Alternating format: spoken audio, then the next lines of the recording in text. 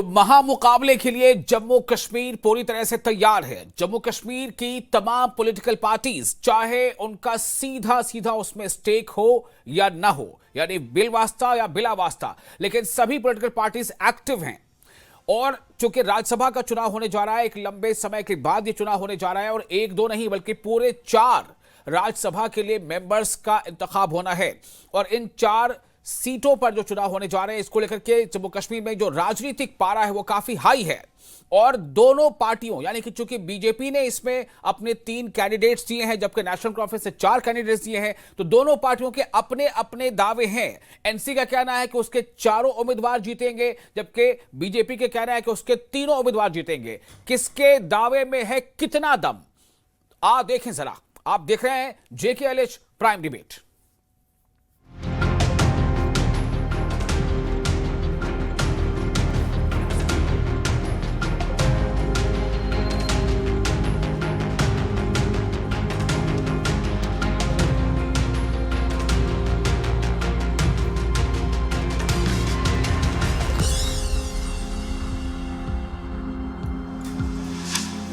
तो महामुकाबला होने जा रहा है जम्मू कश्मीर में और सीधे तौर पर 2 पार्टियां जो हैं, यानी नेशनल कॉन्फ्रेंस जो बरसरे इक़्तिदार जमात है और सबसे बड़ी अपोजिशन पार्टी बीजेपी के बीच सीधा मुकाबला है।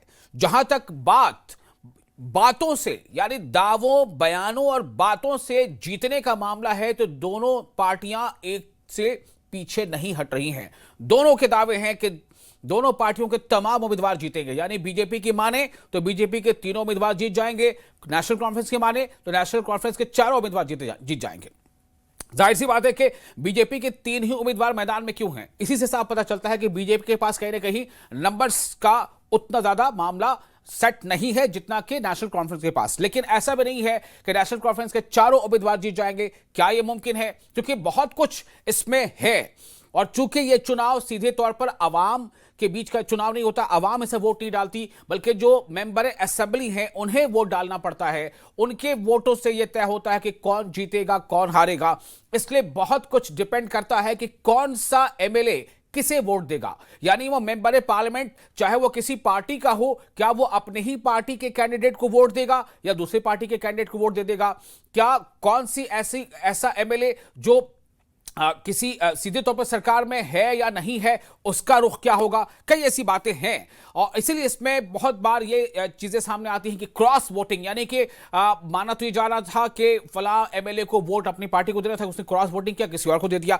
तो इसकी गुंजाइश भी कई बार दिखती है, क्योंकि इतिहास इस तरह का रहा है। ऐसे में सवाल ये पैदा होता है कि किसके दावे में कितनी सच्चाई है। हम इससे बातचीत करेंगे, नंबर गेम क्या है और खासतौर से इसमें कांग्रेस का रुख क्या रहने वाला है, PDP का रुख क्या रहने वाला है, यह काफी कुछ अहम करता है। JKPC यानी एक वोट काफी अहम है, उसका रोल क्या रहने वाला है उसमें, वो भी काफी अहम है। तो मैं सीधे बिना ज्यादा वक्त गवाए अपने मेहमानों का रुख करूंगा। हमारे साथ जो खास मेहमान इस पैनल में जुड़ने वाले हैं उसमें RS पठानिया होंगे, बीजेपी के MLA और स्पोक्स पर्सन भी हैं, नम्रता शर्मा सीनियर लीडर जम्मू कश्मीर कांग्रेस, इमरान काजी स्पोक्स पर्सन नेशनल कॉन्फ्रेंस और तौसीफ शाह भी कुछ देर में जुड़ेंगे हमारे साथ, जो सीनियर लीडर है PDP के। आप तीनों का बहुत बहुत इस्तकबाल है। सबसे पहले इमरान काजी, मैं आपके पास ही आना चाहूंगा। मुझे ये बताएं कि ये चुनाव कितना अहम है और दावेदारी बहुत मजबूत है बीजेपी की भी। बीजेपी कह रही है कि हम 3 उम्मीदवार हमारे चुनाव जीत रहे हैं, चौथा हमने छोड़ दिया है अपोजिशन के लिए। NC के बतौर तर्जुमान आप क्या कहेंगे? देखिए विशाल साहब, बहुत देर के बाद ये चुनाव हो रहे हैं। मिस करते थे जम्मू कश्मीर के लोग अब राज्यसभा में अपनी आवाज़ को। जम्मू कश्मीर के जितने पॉलिटिकल इश्यूज है, डेवलपमेंट इश्यूज है, उनको उठाया जाएगा अब राज्यसभा में। बाकी रही जहां तक इलेक्शंस की बात है, आप देखेंगे ये कंप्लीटली नंबर गेम है। इसमें कोई बीजेपी किस तरीके से ये क्लेम करती है कि हम 3 सीटें जीतेंगे, मुझे समझ नहीं आ रही है। उनको समझाना चाहिए लोगों को कि हमारे पास कुल मिला के 28 वोट है। बाकी जितना भी आप देखेंगे, चाहे अभी PDP की बात करेंगे, PDP ने कंप्लीटली ये कहा है हम नेशनल कॉन्फ्रेंस के कैंडिडेट को सपोर्ट करेंगे। कांग्रेस हमारे अलायंस के साथ है, इंडिपेंडेंट्स हमारे साथ हैं, नेशनल कॉन्फ्रेंस के अपने 41 वोट है। फिर किस तरीके से बीजेपी एक सिंगल सीट के लिए क्लेम नहीं कर सकती और वो 3 सीटों की बात कर रहे हैं। बाकी नेशनल कॉन्फ्रेंस इस वक्त पूरी होपफुल है और रिक्वेस्ट करती है सारी जमातों से जी जो इन तक बीजेपी को बाहर रखना चाहते हैं पावर से, उन सब से गुजारिश करती है कि वो कल एकजुट होके जी एक सेकुलर होने का ये बताए और नेशनल कॉन्फ्रेंस के 4 कैंडिडेट्स हैं, चार कैंडिडेट्स को वोट देके उन सबको कामयाब करें। जी चलिए, बहुत शुक्रिया कि आपने बहुत शॉर्ट पर अपनी बात रख दी। मैं चाह रहा हूं कि फर्स्ट राउंड बिल्कुल इख्तिसार के साथ सभी हमारे पैनलिस्ट रखें ताकि फिर हम आगे इसमें और ज़्यादा क्रॉस डिबेट को आगे कर सके, सवाल जवाब ले सके। नम्रता शर्मा भी हमारे पीछे हैं, लेकिन पहले आर एस पठानिया, बीजेपी के एमएलए स्पोक्स पर्सन। पठानिया साहब, दावेदारी बहुत है, मुझे आपका ही वो स्टेटमेंट याद आ रहा है, आपने कहा था कि हमने 3 उम्मीदवार खड़े किए, चौथा हमने अपोजिशन के लिए छोड़ दिया है। आज भी आप उसी पे कायम है या फिर थोड़ा कुछ आगे पीछे? जी, मैं और मेरी पॉलिटिकल पार्टी उसी स्टैंड पॉइंट पे बिल्कुल कायम है। कल राज्यसभा के चुनाव और कल शाम को रिजल्ट भी आ जाएगा। मैं आपके एक नामानिगार से कॉरेस्पॉन्डेंट के साथ बात कर रहा था। एक कैंडिडेट हमने इनके लिए खुला छोड़ा, 3 सीट पे हम चुनाव लड़ रहे हैं। एक सीट का नंबर बड़ा सेफ हमारे पास नंबर है, जो सिचुएशन उभर के आ रही है, और बाकी जो 2 सीट्स हैं हम पूरी उम्मीद हैं। हम एक अपने with all hope and with all optimism हम ये उम्मीद करते हैं कि कॉन्शियस के मुताबिक जो एमएलएज वोट करेंगे। इसमें राज्यसभा चुनाव में विप नहीं होता, तो विप की कोई ऐसी बात नहीं। अपने कॉन्शियस के तहत वोट करते हुए मैं पूरी उम्मीद और पूर्ण विश्वास के साथ कह सकता हूं कि 3 की 3 सीटें भारतीय जनता पार्टी जीतेगी। कल एक सरप्राइज होगा कल सभी कोalition पार्टनर्स के लिए, और कल के बाद मुझे लगता है कि स्टेटमेंट के लिए दिखाई नहीं देंगे आपको, कि थोड़े दिन का ब्रेक लेंगे, क्योंकि कल बहुत बड़ा शॉक होगा इनके लिए। भारतीय जनता पार्टी 3 सीट जीतने जा रही है, और ये जो ओवरऑल जो सिचुएशन जो उभर के आ रही है, मैं आपको बता दूं कि सबसे पहले तो हम कॉन्ग्रेचुलेट करें कि जम्मू कश्मीर की आवाज राज्यसभा में अपर हाउस में सुनी जाएगी। और अपर हाउस में अगर बात करनी है तो भारतीय जनता पार्टी से एक प्रॉपर या बेटर कोई अल्टरनेटिव, कोई विकल्प, कोई स्कोप किसी भी इलेक्टेड एमएलए के पास नहीं है। आप अपोजिशन की अगर बात करें, they stand as a divided house. आप कांग्रेस जो अपने आप में ग्रैंड ओल्ड पॉलिटिकल पार्टी है, वो लास्ट तक अनडिसाइडेड है और बाद में कहा कि हम चुनाव में भाग नहीं लेंगे। कल की जो लेजिस्लेटिव पार्टी बैठक है उसमें भी शायद कांग्रेस गई नहीं है। पीपल्स डेमोक्रेटिक पार्टी ने अभी तक अपने पत्ते खोले नहीं है। तो बाकी भी जो पॉलिटिकल पार्टीज के ने कोई खुल के कोई सपोर्ट बोले, एक अवामी इत्तेहाद पार्टी है या मान लीजिए पीपल्स कॉन्फ्रेंस है, जो वैली सेंटर जितनी भी पॉलिटिकल पार्टीज खुल के भी किसी ने समर्थन रूलिंग कोalition को किया नहीं। बिल्कुल। चलिए, तो आर एस पठानिया साहब का भी कहना है कि चाहे जो भी हाल हो, मजबूरी इसी पे है, मतलब जरूरत यही है कि आप दूसरों पे नजर रखें कि दूसरी पॉलिटिकल पार्टीज क्या क्या कर रही हैं। पीडीपी के पत्ते खुल चुके हैं। पीडीपी की महबूबा मुफ्ती ने बाकायदा आज प्रेस कॉन्फ्रेंस भी किया, उसकी वजाहत मुझे लगता है तफसील से पीडीपी के जो पैनलिस्ट हमारे साथ जुड़ चुके हैं तो आसिफ साहब वो हमें करेंगे। और कांग्रेस का स्टैंड क्या है, काफी अहम है, क्योंकि कांग्रेस, जैसा आपने कहा, ये बिल्कुल दुरुस्त है कि कल जब फारूक अब्दुल्ला साहब ने एक मीटिंग की थी नेशनल कॉन्फ्रेंस के, साथ ही साथ उन्होंने कांग्रेस को भी और जेकेपीसी को भी मदऊ किया था, लेकिन उस मीटिंग में कांग्रेस शामिल नहीं हुई, बल्कि कांग्रेस अलग से मीटिंग करती रही और आज भी कुछ उसकी मीटिंगें चल रही हैं। हमारे साथ नम्रता शर्मा मौजूद है, सीनियर लीडर कांग्रेस जम्मू कश्मीर कांग्रेस। नम्रता, ये चुनाव कितना अहम है और कांग्रेस के लिए ये चुनाव कैसा है? मतलब क्या कांग्रेस को ऐसा लग रहा है कि मतलब क्या करें, ना उगलते बन रहा हो ना निगलते बन रहा हो, चुनाव में जाए ना जाने का सवाल तो अब ये पैदा नहीं होता क्योंकि आपके कैंडिडेट नहीं है, लेकिन अब उसमें वोटिंग में हिस्सा ले ना ले, अगर वोटिंग में हिस्सा ले तो किसके लिए वोट करें? नम्रता, देखिए, कांग्रेस के लिए प्राथमिकता हमेशा से राष्ट्र रहा है और लोगों की विकास जो है और सेकुलरिज्म, ये सबसे ज्यादा प्राथमिकता है। अनलाइक बीजेपी, वो सत्ता के लिए किसी भी हद तक जा सकती है। और ताजा उदाहरण क्या दें आपको, आपने देखा कि मध्य प्रदेश, कर्नाटका और भाजपा में किस तरह से हॉर्स ट्रेडिंग करके उन्होंने क्या क्या किया, कैसे उन्होंने सरकारें गिराई और लोगों को मजबूर किया कि वो पार्टियां बदलें और फिर चुनाव करवा के अपनी सरकार बनाई। तो एक नया भारत इन्होंने बनाया है, जिसमें इन्होंने हॉर्स ट्रेडिंग को एक, मुझे लगता है कि मोहर लगा दी है कि ये लीगलाइज कर दिया है। उसके अंदर ये कहना कि आज क्या है, और कांग्रेस की बात ये है कि हमने पूरी तरह से एक जो धर्म था कोलिशन का वो निभाया। हम क्योंकि सत्ता में, आप देखिए जब राहुल गांधी ने भारत जोड़ो यात्रा की, मुझे लगता है जितनी भी जो इंडिया अलायंस की पार्टीज हैं उनको उससे बहुत फायदा मिला। कांग्रेस ने तब भी अपनी प्राथमिकता ये रखी कि हमें सत्ता से कैसे भाजपा को दूर करना है, अपना पर्सनल इंटरेस्ट को सेकेंडरी करके हमने नेशन फर्स्ट और इन जो ऐसी सोच है जो देश को तोड़ती है, देश को विभाजित करती है, देश में एक अफरा तफरी का माहौल बनाती है, उसको कैसे रोका जाए, उसके लिए हमने इनके साथ कोलिशन में गए। आज अगर आज कोई पार्टी अगर ये सोचती है कि जम्मू कश्मीर के अंदर ही कांग्रेस का कद नापा जाए, तो मुझे लगता है ये अपने आप में एक बहुत विडंबना की बात है। आज जो हालात हैं, देखिए अभी कांग्रेस पार्टी ने 7:30 बजे अपनी एक मीटिंग रखी है, उसके बाद मुझे लगता है प्रेस को वो ब्रीफ कर देगी कि किस तरह से हम लोग क्या सोचते हैं और हमने क्या आगे करना है। लेकिन फिर भी मैं आपसे ये कहना चाहती हूँ, हमारे लिए जो प्राथमिकता है वो वही है कि कैसे ऐसी सोच को रोका जा सके। उसके लिए हमने अपने आप को हमेशा पीछे रखा। नेशन फर्स्ट और हमारा जो एक कॉमन एजेंडा है कि कैसे बीजेपी को दूर रखा जाए सत्ता से, हम उसके लिए हम हमेशा प्रतिबद्धता के साथ खड़े रहे। चलिए, बहुत शुक्रिया आपका, आपने फर्स्ट राउंड में अपनी बातें रख दी हैं। कांग्रेस के मजीद सवाल अभी है, मैं लूंगा अभी आपसे, आप बने रहे हमारे साथ। तौसीफ शाह हमारे साथ है, सीनियर लीडर पीडीपी का मौका बहुत अहम है। पीडीपी की जो सदर है महबूबा मुफ्ती, उन्होंने पहले भी बाकायदा मीडिया से ये बात रखी थी, मीडिया के सामने कही थी उन्होंने कि उनकी शर्तें क्या हैं। उनकी कुछ शर्तें हैं, अगर वो शर्तें मानते हैं फारूक अब्दुल्ला या नेशनल कॉन्फ्रेंस, तो ही वो अपने जो उनका वोट है, पीडीपी का वोट, वो एनसी के हक में जा सकता है। अब किस हद तक शर्तें मानी गई या नहीं मानी गई, हमारे साथ मौजूद है तौसीफ शाह। तौसीफ, वक्त बहुत कम रह गया है, क्या आपकी पार्टी ने मौक़िफ़ इख्तियार कर लिया है, क्या करना है? जी बिल्कुल, हमारी प्रेसिडेंट जो हमारी हैं, ऑनरेबल प्रेसिडेंट साहब जो हमारी महबूबा मुफ्ती साहब हैं, उनका अभी थोड़ी देर अप्रॉक्सीमेटली घंटा सवा घंटा पहले उनका एक ये छोटा मोटा प्रेस कॉन्फ्रेंस था, जिसमें उन्होंने क्लियरली बता दिया है कि हम जितने भी हमारे जो भी 3 MLAs हैं वो 3 के 3 नेशनल कॉन्फ्रेंस के लिए वोट करेंगे। तो हमारा स्टैंड, हमारा मौका बिल्कुल क्लियर है। वो पिछले 4-5 दिन से क्लियर है। लगभग 4 दिन पहले उन्होंने महबूबा मुफ्ती साहिबा ने बताया था कि हम जो भी वोट करेंगे वो हम पूरा बीजेपी को बाहर रखने के लिए करेंगे। तो इसमें कोई दो राय नहीं है।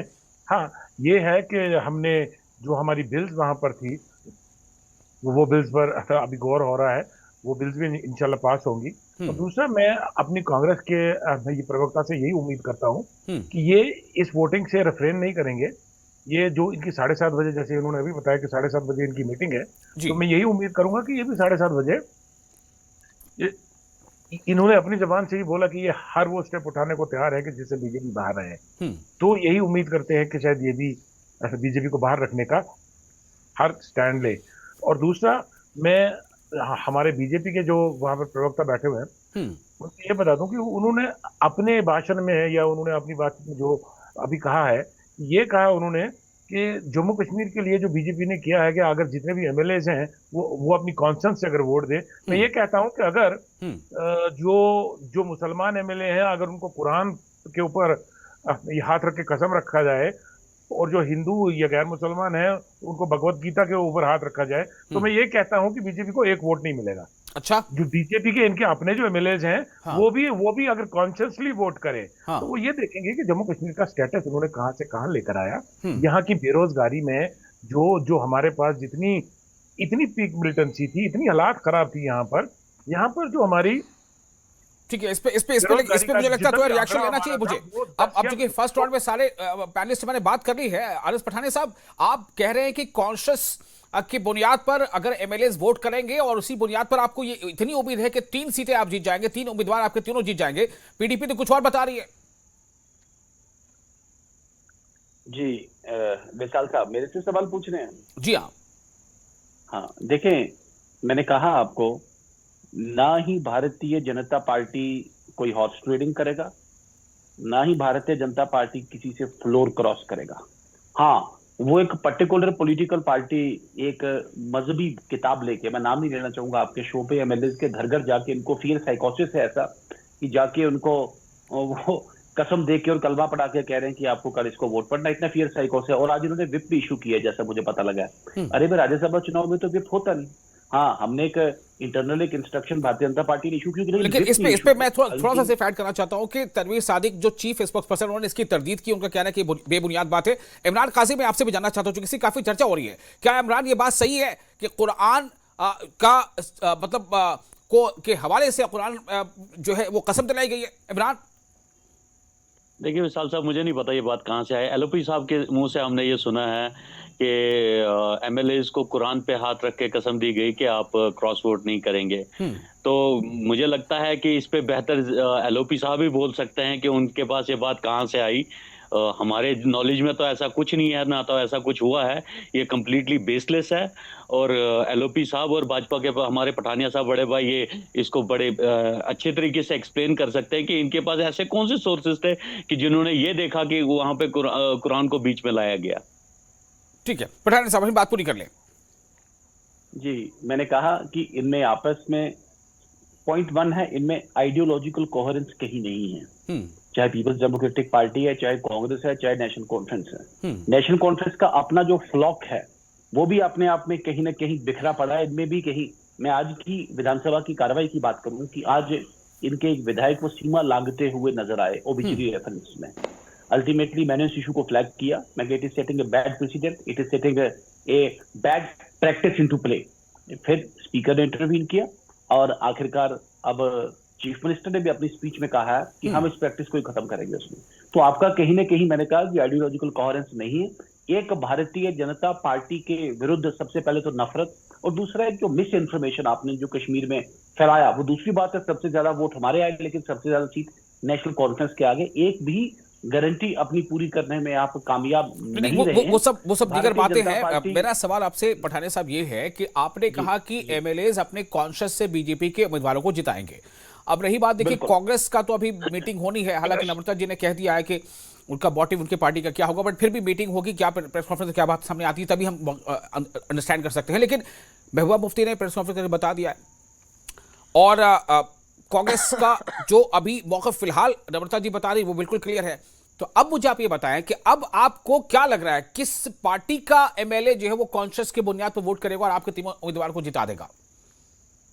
देखिए, मैंने आपको पहले भी स्पेसिफाई किया कि जो 10th शेड्यूल है भारतीय संविधान का, उसके तहत एक विप की कल्पना की गई है कि एमएलए की वोटिंग नॉन वोटिंग को लेके पार्टी एक इंस्ट्रक्शन इशू कर देती है और उसको वो फॉलो नहीं करेंगे तो it leads to loss of membership also. लेकिन राज्यसभा जो कि हाउस ऑफ एल्डर्स है, इसमें ऐसी विप की कोई भी एक प्रावधान या कोई ऐसी भी कंडीशन कभी नहीं होती। तो इसी कंडीशन प्री कंडीशन को, तो ये कंडीशन सब पे लागू है ना? उमर अब्दुल्ला कह रहे हैं कि हमारे चारों उम्मीदवार जीतेंगे, चारों जीतेंगे। इसका मतलब है कि आपके कैंडिडेट को प्रॉपर वोट नहीं मिलेगा। इसका मतलब है कि आपके जो एमएलए हैं वो भी दूसरे पार्टी के कैंडिडेट को वोट कर सकते हैं। देखिए, मैंने कहा वो 5 बजे पता लग जाएगा। बहुत बड़ा शौक होगा कांग्रेस और नेशनल कॉन्फ्रेंस के लिए। भारतीय जनता पार्टी एक सेफ सीट है हमारे पास और बाकी 2 सीटों पर भी शिद्दत के साथ लड़ेगी। मुझे उम्मीद है, मैं पूरी उम्मीद हूं कि कल रिजल्ट नम्रता, मैं आपके पास आना चाहता हूं। कांग्रेस का चूंकि अभी तक पत्ता नहीं खुला है, तो क्या बीजेपी की ये उम्मीद किस पार्टी से जुड़ रही है? कौन सी पार्टी के एमएलए ऐसे हैं जिनसे बीजेपी को उम्मीद है कि कॉन्शियस पे वो चुनाव जिता देंगे बीजेपी के तीनों कैंडिडेट को? देखिए, भारतीय जनता पार्टी ने जो बेड़ा गर्क किया जम्मू कश्मीर का, सरकारी तंत्र आज क्या हाल है उसका, जम्मू कश्मीर की अर्थव्यवस्था ले लो, जनरल व्यवस्था ले लो, आज जो हालात हैं उसको देखते हुए अगर किसी का भी कॉन्शियस और अंदर इनर उसके अंदर कुछ बचा होगा, इवन पठानिया साहब भी जब अपनी कॉन्स्टिट्यूंसी में देखते होंगे और काम नहीं कर पाते होंगे, तो मुझे लगता है कि कॉन्शियस जब अलाइव होगी तो नहीं मन करेगा ऐसे लोगों को वोट देने का जो वहां जाके भी कुछ कहना चाहे, जहां मोदी और सिर्फ अमित शाह का चेहरा नजर आए। मुझे बताइए ना, आज आप रेल मंत्री, खेल मंत्री, कौन से मंत्री, कितने मंत्रियों को ये आज भारत जानता है? आज भारत जानता है तो सिर्फ एक अमित शाह जी को जानता है कि वो इस देश के होम मिनिस्टर। नहीं करिए interrupt, I am not taking your sorry, please let me speak. When you were speaking I was not intervening, you will have your time to speak. देखिए, देश जो है आज होम मिनिस्टर के सिवा और प्राइम मिनिस्टर के सिवा किसी को नहीं जानता, और ये भी जानने लगा है देश कि झूठ बोलने वाले प्रधानमंत्री पहले हैं। आपसे जानना चाहते हैं अगर हम देखें, और आज जो एनसी को भी वोट जाएगा, आज जो एनसी को भी वोट जाएगा जिस पार्टी का, वो इसलिए जाएगा कि अगर वो बीजेपी को रोके, अगर कल वो भी बीजेपी एनसी के साथ चली जाती है, जैसे पीडीपी ने कल सरकार बनाई थी बीजेपी के साथ, तो मुझे लगता है अपने आप में ग्लानि महसूस होगी हर पार्टी को कि हमने कैसे लोगों पे ट्रस्ट किया। आज जो वोट बीजेपी के खिलाफ इसलिए जा रहा है, और ये नफरत बीजेपी से नहीं है, ये नफरत है उस झूठ से जो 15 लाख का, जो 2 करोड़ नौकरियों का, ये नफरत है विकास की जो नदियां बहेंगी, ये रोष है उसके खिलाफ कि आप महिलाओं को सुरक्षा देंगे। आज इन्हीं के मेयर आज सुरक्षा महिलाओं की हो इसके लिए प्रोटेस्ट कर रहे थे। तो मुझे आज जो लगता है जो सिनेरियो बदला है वो इसलिए बदला है, ठीक है, पार्टी उभर के आई है, लेकिन अभी अगर आपकी 2 बैसाखियां आपको छोड़ दें, नीतीश और नायडू, तो आप कहां से बड़ी पार्टी है। मुझे लगता है कि आप इस बाहर निकलिए इस सारे उससे, वहां से फिर भी मैं आपसे ये कहना चाहती हूँ कि जम्मू कश्मीर की बात कर ले, तो फिर क्या हो गया, जम्मू कश्मीर की बात करें, 4 बार भी हो, लेकिन देश के जो हालात आपने बना दिए, पीडीपी पर ये अक्सर ये बात आती रही है कि पीडीपी ने बीजेपी का साथ दिया था, सरकार बनाई थी। क्या तौसीफ ये पीडीपी इस चुनाव में कुछ ऐसे फैसले लेगी जिससे थोड़ा वो मतलब वो छवि थोड़ी अलग हो जाए? तौसीफ देखिए, हमारा तो बिल्कुल क्लियर स्टैंड है, जैसे इससे पहले भी मैंने आपको बताया, हमारा बिल्कुल क्लियर स्टैंड है कि हर वो काम करना जिससे बीजेपी बाहर रहे।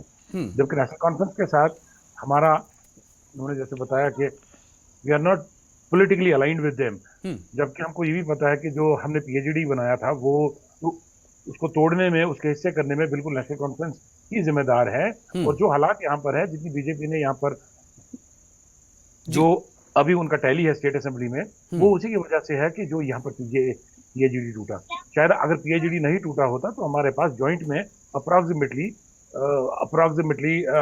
70 से 80% तक की हमारी पीएचडी के पास में होती सीटें। मगर उसके बावजूद भी, ये सब होने के बावजूद भी कि हम नेशनल कॉन्फ्रेंस के साथ पॉलिटिकली अलाइन नहीं है, हमारा थॉट परसेप्शन नहीं मिलता, हमारा ये अब काम करने का तरीका नहीं मिलता, फिर भी हम क्लियर और बिल्कुल वो क्लियर स्टैंड लेकर नेशनल कॉन्फ्रेंस को ही वोट करेंगे हर वो मुमकिन काम जिससे बीजेपी बाहर तो रहे। मतलब साफ है, कांग्रेस कह रही है कि वो बीजेपी को दूर रखने के लिए वोट करेगी, पीडीपी कह रही है कि हम नेशनल कॉन्फ्रेंस को ही वोट करेंगे। तो कहीं ना कहीं बीजेपी को उम्मीदें क्या नेशनल कॉन्फ्रेंस के एमएलए से टिकी हैं? क्या नेशनल कॉन्फ्रेंस के एमएलए ऐसे होंगे जो बीजेपी को उम्मीदवार के लिए वोट करेंगे? इमरान, काफी बड़ा सवाल आपसे उठ जाता है। नहीं, वो तो पठानिया साहब ने सवाल उठाया, पठानिया साहब बेहतर बता सकते हैं। देखिए, इस वक्त इनके अब कुछ तो कहने के लिए होना चाहिए इनके पास। मैं आपको, अगर आप नंबर्स को देखेंगे, नेशनल कॉन्फ्रेंस के 41 एमएलए हैं, कांग्रेस बात उनके साथ नंबर से आगे की हो रही है ना, है। बात नंबर से आगे कॉन्शियस अपील की हो रही है। नहीं, ये सिर्फ एक पॉलिटिकल स्ट्रेटजी है और स्टेटमेंट्स हैं। ये थोड़ा सा एक कंफ्यूजन और क्योस। तो क्या एनसी ऐसी कोई स्ट्रेटजी नहीं बना रही है कि उसे दूसरी पार्टियों के एमएलए की वोट मिल जाए? तो बीजेपी अगर बनाएगी तो क्या दिक्कत है? हमें जरूरत नहीं है, हमें यकीन है अपने पार्टी के मेंबर्स के ऊपर। आपको कल रिजल्ट 5 बजे, जैसे पठानिया साहब ने बोला, कल 5 बजे रिजल्ट आ जाएगा। You all will come to know कि किसने किसको वोट किया हुआ है। मतलब आप गारंटी दे रहे हैं इस बात की कि कोई क्रॉस वोटिंग नहीं होगी आपकी पार्टी की तरफ से? बिल्कुल बिल्कुल बिल्कुल बिल्कुल। ठीक है, तो पठानिया साहब फाइनल कमेंट ले लेते हैं। 10 सेकंड सबको मैं दूंगा। कितना अहम है ये? पठानिया साहब हैं हमारे साथ जी। पठानिया साहब, चलिए 10 सेकंड आपके लिए जी। फाइनल विशाल साहब, ऐसा है, मैं बड़े साफ और स्पष्ट तरीके से बताऊं कि सबसे बड़ी पॉलिटिकल पार्टी एक बार नहीं, पिछले 5 के 6 चुनाव से, 2014 का पार्लियामेंट चुनाव, 19 का पार्लियामेंट चुनाव, 2024 का पार्लियामेंट चुनाव, 14 का विधानसभा चुनाव, 24 का फिर विधानसभा का चुनाव, सबसे ज्यादा अगर वोट्स किसी पॉलिटिकल पार्टी को जम्मू कश्मीर की आवाम ने अगर डाला तो वो भारतीय जनता पार्टी है। और पहली बार भारतीय जनता पार्टी की सरकार बनी जम्मू कश्मीर, भारतीय जनता पार्टी की राज्यसभा उम्मीदवार चुने, डीडीसी चुने, बीडीसी चुने। तो मेरा ख्याल है कि मैं भी विनम्रता से अपने जितनी भी पॉलिटिकल अपोजिशन पार्टी, आप भी कृपा करके इस रियलिटी को एक्सेप्ट करें और उस रियलिटी को। चलिए 10 सेकंड हो गए। Namrata Sharma, 10 second, wind up, round up जी, फाइनल कमेंट। देखिए, कल जो होगा, हमें उम्मीद है कि भारतीय जनता पार्टी को दूर रखने के लिए हर वो शख्स वो कोशिश करेगा ताकि जम्मू कश्मीर की बहबूदी के लिए, तरक्की के लिए काम हो सके। राज्यसभा में वही लोग जाएं जो बीजेपी को मुखालफत कर सकें और बीजेपी के एजेंडे को, जो एजेंडा है लोगों को हराने का, जो एजेंडा है बेरोजगारी का, कि बेरोजगार किस तरह किया जाए जनता को, और अडानी और अंबानी जैसे जो लोग हैं उन्हीं को कैसे मजबूत किया जाए, उसको रोकने के लिए मुझे लगता है तो वो लोग बीजेपी के खिलाफ वोट करेंगे वहां एमएलए, क्योंकि चलिए, एमएलए बहुत शुक्रिया आप बहुत बड़ा तमाम एक दायित्व है मेहमानों का इस खास और हसास मौजू पर अपनी बात रखने के लिए। तो थोड़ा इंतजार कीजिए, फिर देखिए, पता ये चल जाएगा, जवाब मिल जाएगा कि किसके दावे में कितना है दम। शुक्रिया।